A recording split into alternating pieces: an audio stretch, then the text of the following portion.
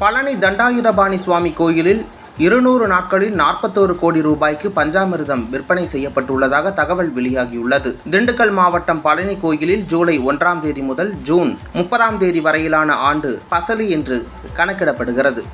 அதன்படி தற்போது நடைபெறுவது 1435வது பசலி ஆண்டாகும். இந்நிலையில் பழனி கோயில் சார்பில் பஞ்சாமிர்தம் விற்பனை குறித்து வெளியிடப்பட்டுள்ள அறிக்கையில் கடந்த 1432வது பசலியில் 31.17 கோடி ரூபாய்க்கும் 1433வது பசலியில் 36.5 கோடி ரூபாய்க்கும் 1434வது பசலியில் 36.14 கோடி ரூபாய்க்கும் பஞ்சாமிர்தம் விற்பனை செய்யப்பட்டுள்ளதாக தெரிவிக்கப்பட்டுள்ளது.